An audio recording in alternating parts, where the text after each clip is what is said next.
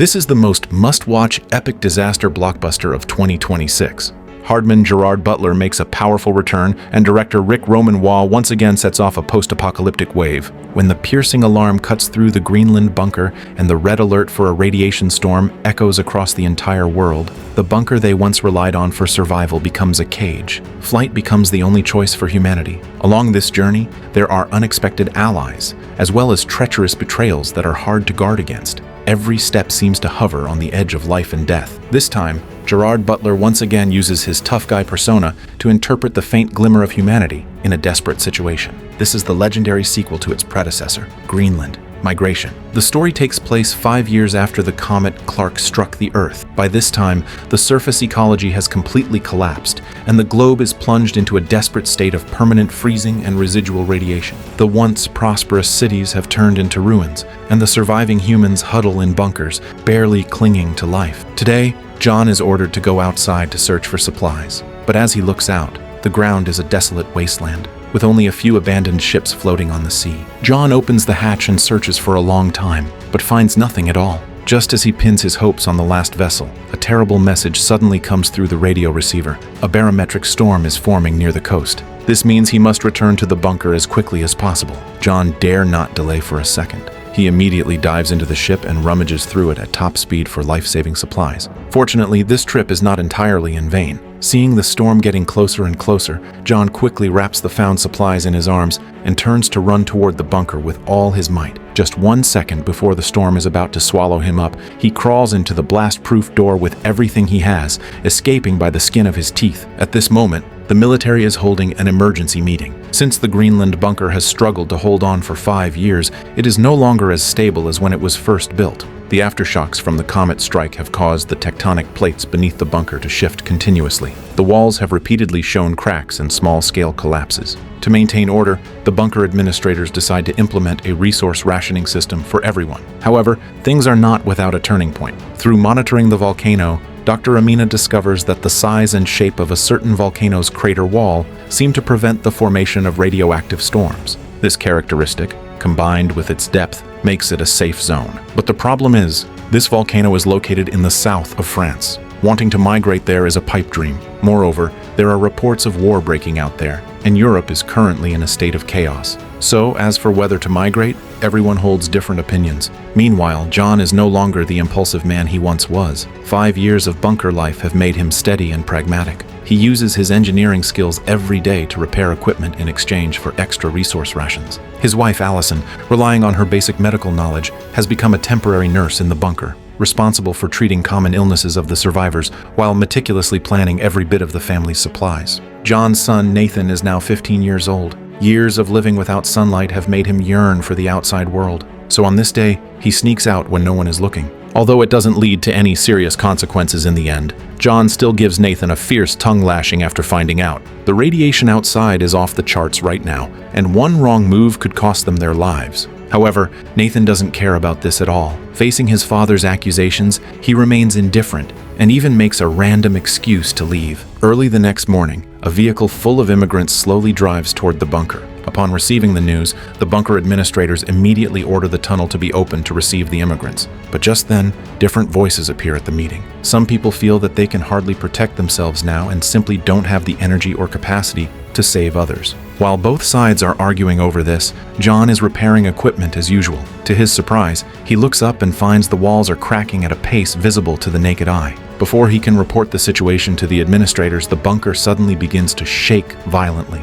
The cracking of the ground makes the interior of the bunker precarious. People are instantly crushed by the collapsing structures without any warning. At this moment, they must leave here as quickly as possible. In the chaotic crowd, John finds his wife lying on the ground, injured by the debris. He then instructs his son to take everything useful, especially the protective masks they rely on for survival. Once everything is ready, they immediately sprint toward the exit. But the recent collapse has blocked most of the paths. Left with no choice, they can only lower their bodies and struggle through narrow gaps. Finally, they manage to stumble out of the blast-proof door, and those who fail to escape in time are eventually buried by the collapsing ruins, staying in this apocalyptic purgatory forever. At this time, the world outside the door is already in total chaos. People who are lucky enough to escape search frantically like headless chickens for lifeboats. John's family is also caught in the chaotic flow of people, desperately squeezing toward the direction of the sea. But as the couple runs, they look back and find that Nathan has disappeared.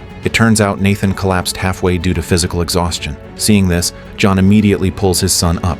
Right now, time is life. They cannot be exposed to radiation for a long time. They can only pin their hopes on those few lifeboats by the sea. The irony is that in the face of a life-or-death desperate situation, the dark side of human nature is revealed vividly. The tiny lifeboats are packed with desperate people. To fight for a spot, they even try to drown the people next to them in the water. In the chaos, John's mask is ripped off by someone. The piercing cold wind mixed with radiation makes him cough violently, but he can't worry about that now. The most important thing is to take his wife and son to find a lifeboat that can save their lives. At the critical moment, he takes Allison and Nathan and desperately squeezes onto a military lifeboat. Facing the crowd constantly surging behind him, he closes the hatch tightly without hesitation, directly shutting out those frantic survivors. Accompanied by the roar of the engine, everyone flees this dangerous place at high speed. However, the world outside is equally treacherous. Not long after the lifeboat sets sail, a dark, giant wall rises on the sea. The captain tries to turn the ship to avoid this catastrophic disaster, but in the blink of an eye,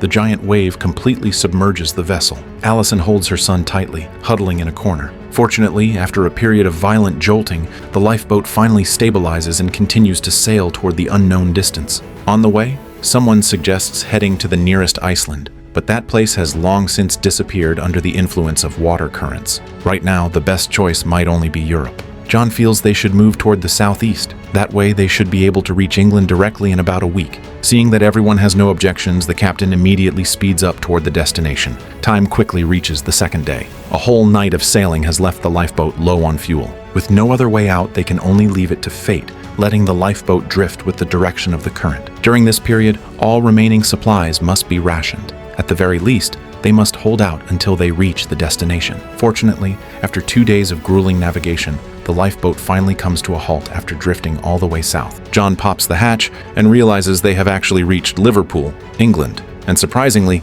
the air here is relatively safe to breathe.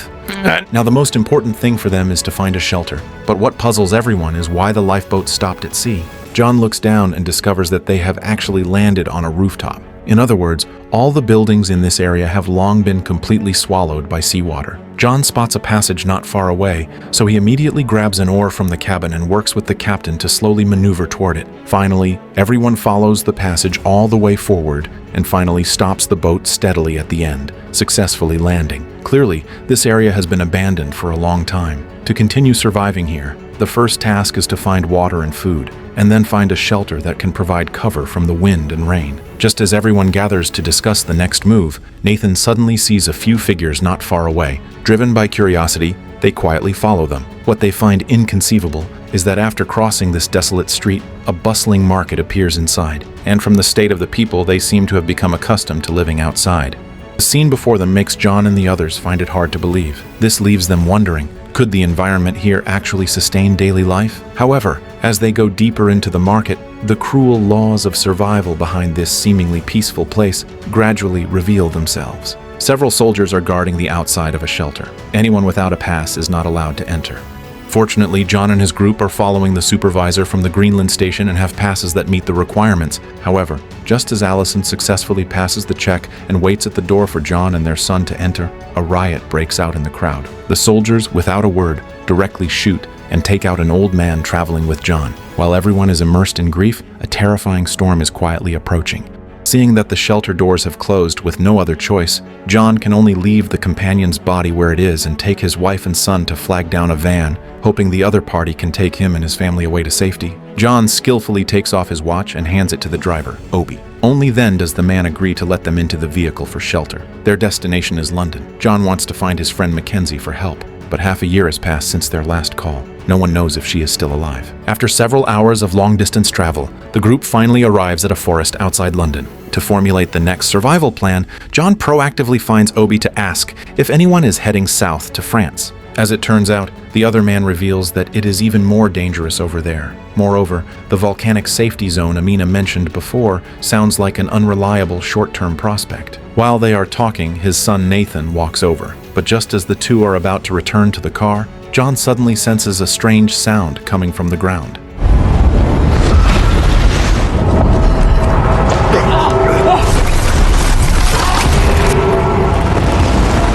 Everyone clings tightly to the massive tree in front of them, terrified that the powerful windstorm will rip them away the moment they let go. But what they didn't expect was that while everyone was clinging to the trees, Obi stubbornly wanted to go back to the van to hide, and the next second, tragedy struck. Soon after, the surroundings finally go quiet, but the attacked van is completely trashed. The survivors return to the vehicle, gather all the usable supplies inside, and then trek toward nearby London. Finally, just as it is getting dark, they successfully arrive at Mackenzie's residence. Fortunately, the other party is still alive. Seeing that it's John's family outside, she invites them into the house without hesitation. In the apocalypse, friends meet again. Everyone's face shows an unspeakable joy. After the greetings, Mackenzie takes them to a room where the air is much better than outside. It turns out that not long ago, she found a way to seal off one section of the hospital so that the generator could keep the filtration system running normally. Although the air quality isn't as good as before the apocalypse, it's enough to let them live for a few more years. As they talk, Amina notices several gray-haired elderly people in Mackenzie's house and asks about their situation. It turns out these elderly people suffer from dementia and don't even remember the comet hitting the Earth. Mackenzie couldn't bear to let them wander the streets, so she kindly took them in. To celebrate the long-awaited reunion with John's family, Mackenzie prepares a celebration ritual. It's just that in this kind of desperate survival situation, every word they speak seems inseparable from the topic of how to stay alive. Late at night, as Allison is preparing to rest, she suddenly hears a burst of heavy coughing from outside. She follows the sound into the bathroom, but the scene before her makes her freeze on the spot. John is holding a tissue, wiping the corner of his mouth, and the blood in the sink was clearly coughed up by him just now. John doesn't want his wife to worry, so he lies and says it's a nosebleed, but Allison sees through his lie at a glance. Seeing that he can't hide it anymore, John can only confess that he only has 2 months left to live, so he wants to use this limited time to safely send his wife and son to the volcanic crater in southern France, because only there is a chance to survive. Learning the truth, Allison hugs her husband and cries inconsolably. She absolutely cannot accept this cruel reality, and she doesn't want John to continue toiling for the two of them in his final days. So she suggests staying here to live, but eventually, under John's repeated insistence, she agrees to follow him to France. Early the next morning, John manages to get a vehicle with Mackenzie's help, and the fuel inside is enough to get them to their destination. After saying goodbye to their old friend, the group sets off immediately. As a result, shortly after they leave, a bullet suddenly strikes and shatters the car window. Nathan, who is closest, is shot and wounded on the spot. Seeing this, John immediately stops the car to check, but the attackers have no intention of stopping. Their goal is clear. They want this car. At the moment of crisis, John remembers the handgun Mackenzie gave him for self-defense before they left. He immediately pulls it out from the car and engages in a life-and-death struggle with the group of attackers. Fortunately, after a fierce gunfight, John successfully takes out the attackers. Nathan only suffers a minor injury and is in no grave danger. But Amina isn't so lucky. In the heat of the crossfire, she is struck by a stray bullet and tragically loses her life. The next morning, John finds a quiet place to bury Amina. After a simple prayer, they continue to drive on the bumpy dirt road. However, when they reach the English Channel, the scene before them makes them stun for a moment. This channel originally had 20 miles of sea, but now it has completely dried up due to the apocalypse. However, the only thing worth celebrating is that they don't need a boat to cross here. Right now, the most important thing for them is to find a place to spend the night. Then, John drives the vehicle forward. After driving for a short distance, they see a dozen cars parked ahead. An ominous feeling instantly rushes to his heart. They quickly jump out of the car to check, only to find the road ahead is blocked by a chasm. To cross here, they must leave the car behind and crawl across the dilapidated rope bridge in the middle. John sees that some people have already successfully crossed the bridge, so he encourages Allison and Nathan to follow closely behind him. Unexpectedly, an accident occurs while they are crossing the bridge. The piercing cold wind howls, nearly flipping the thin rope bridge over entirely. They fight with everything they have to steady themselves, and finally manage to stumble across the rope bridge at the very last second. But the crisis is not over yet. In front of the rope bridge, there is a suspended ladder bridge. Only by crawling across here can they be considered out of danger. But as they use both hands and feet to move agonizingly along the ladder bridge, the seabed on both sides suddenly begins to collapse. Under the violent shock, the ladder bridge next to John's family snaps and falls. They can only cling desperately to the ladder bridge beneath them and crawl toward the nearby ground with great difficulty. Fortunately, at the critical moment, they successfully make it ashore. But the people behind them are not so lucky. They thought they would welcome a glimmer of hope after landing, but bigger challenges soon follow one after another. Without a vehicle, they can only trek on foot. Looking at this endless wasteland, they don't even know if this road has an end. While they are discussing what to do next, a gunshot breaks the silence around them. Fortunately, the other party has no ill will. After asking John and his group about their purpose, Dennis immediately lowers his weapon and even invites them to travel along with him. It turns out his destination is also around the volcanic crater. He was just worried about having no company when he met John's family. This might be what they call fate. Soon after, they drive to the port of Calais. Dennis has a solar cell company nearby. Based on the advantageous conditions, he lives quite well, but his wife, Julia, was affected by radiation, resulting in damage to her nervous system, leaving her unable to speak. During dinner at night, Dennis mentions the volcanic crater they are going to. Since the destination is not far from here, he knows the local situation quite well. It is said that the place is extremely dangerous. The remnants of the Western Alliance and the French army are currently resisting the invasion of the Eastern Alliance. The battle on the front line is very intense. What's worse is that only the last 2 cities are left from Meon to Porny. Wanting to reach there is simply a pipe dream, but John still wants to give it a try because he doesn't have much time left. The next day, Dennis gives John a new map, marking the latest combat routes, and the only road that can detour to the volcanic crater. Since the destination is located between several mountain ranges, that area will be very difficult to pass through. To make the journey smoother for John's group, Dennis tells him that once they reach the crater, he should take this photo and find his friend, Junet. He is a commander of the Western Alliance and will definitely let John pass after seeing the photo. But what John didn't expect was that just as he was about to pack his things and leave, Dennis made a request he couldn't refuse, which was to take his daughter Camille with them. Although he doesn't know exactly what is at the volcanic crater, he believes that will be the place where the world is reborn. Dennis still has his seriously ill wife to take care of. Right now, the only person he can trust is John. As soon as he finishes speaking, Allison walks out of the room and says with a determined look that they will definitely take Camille to the volcanic crater. Once everything is ready, they set off immediately. Allison sits in the passenger seat checking the map, but by this time John's coughing is getting more and more serious. On the way, they have to stop the car to rest for a while. At this time, the roar of engines suddenly comes from not far away. Before they can figure out what's going on, they are surrounded by a group of armed soldiers. Since the other party is speaking French, John can only stand there with a confused look. At the critical moment, Camille steps forward, claiming that her father is a friend of Commander Junet. Hearing this, the soldier Benoit immediately has someone contact the commander for confirmation. After receiving a positive reply, he quickly leads John's group through the war zone. To reach the command post, this is the only path. At this time, the Eastern and Western alliances are fighting fiercely. One slight slip-up and they could meet with an accident. Bullets whistle past their bodies. The group follows closely behind Benoit and finally reaches the safety zone at the last moment. But they need to walk the rest of the way themselves. Benoit tells John's group to head toward the forest. It won't be long before they reach the command post, while he has to return to his unit to continue fighting. After a whole night of difficult trekking, they finally arrive at the military camp the next morning. This place is very close to the volcanic crater. Many refugees can be seen struggling to survive here. John takes the photo and attempts to find Junet, only to be told that he has succumbed to severe injuries and passed away. What's worse is that after learning John and the others are Americans, the soldiers actually want to kick them out directly. Fortunately, John eventually succeeds in persuading the officer in the camp. They finally board a bus heading to the volcanic crater. However, not long after the vehicle sets off, an accident happens without warning. A group of armed marauders suddenly opens fire. The soldiers on the bus immediately get off, and both sides erupt into a fierce gunfight on the canyon road. But the marauders are numerous. After dealing with the soldiers, they immediately rush into the bus and drive everyone out. John knows that if he misses this opportunity, he may never be able to take his wife and son to the destination. So at the moment of crisis, he thinks quickly and uses all his strength to snatch a weapon from the enemy. The people outside also take the opportunity to act together and take out all the marauders. Although John successfully secures the weapon in the end, he is also shot in the abdomen during the chaos. But even so, he still insists on taking his family forward. Fortunately, Allison knows how to drive the bus. However, just as they are about to reach the destination,